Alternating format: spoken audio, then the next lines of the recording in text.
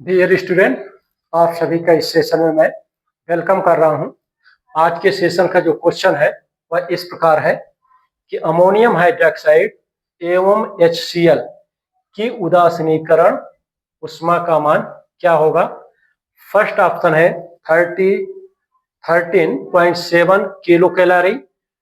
B option में दिया है 13.7 किलो कैलोरी से अधिक होगी, और सी में दिया है कि 13.7 किलो कैलोरी से कम होगी, या फिर डी में दिया है कि इन दोनों की न्यूट्रलाइजेशन एनर्जी कुछ भी नहीं होगी।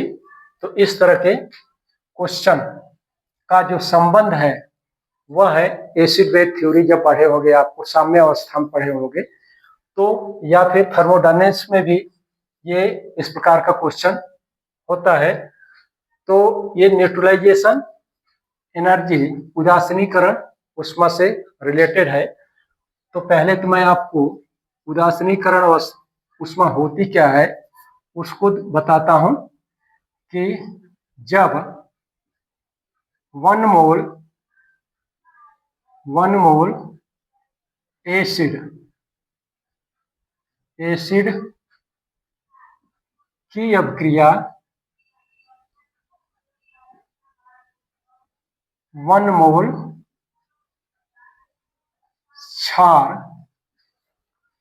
से होती है,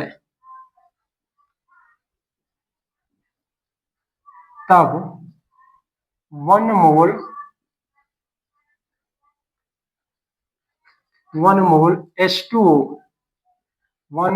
H2O के बनने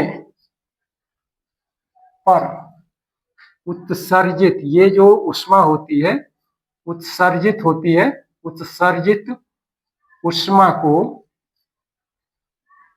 को अम्ल क्षार की उदासीनीकरण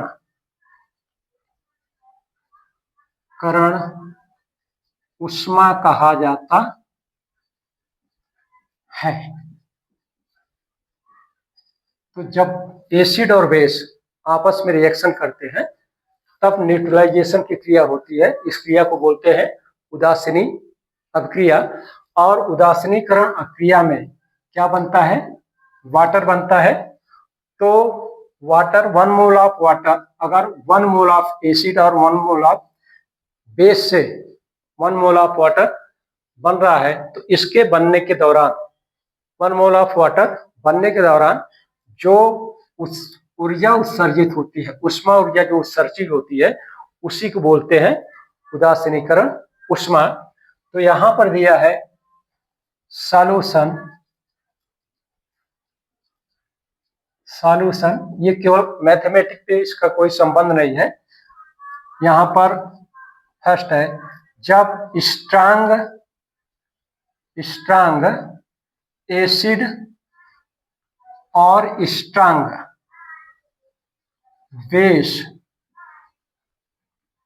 की अभिक्रिया होती है, तब क्या होता है, तब जो डेल्टा H निकलता है या फिर उत्सर्जित उष्मा होती है, उसका मान जो होता है 13.7 किलो कैलोरी। ठीक है। और इसी तरह से जब strong acid but weak base के बीच में रिएक्शन होती है, तब जो डेल्टा H होता है वो लगभग नहीं कुछ तो 10 के लगभग कैलोरी के बीच में होती है उष्मा। और जब weak acid plus weak base के बीच में रिएक्शन होती है, तब जो डेल्टा H होता है वो लगभग क्या होता है 4 से 5 किलो कैलोरी के बीच में होता है। इस तरह से स्टैंडर्ड वैल्यू है।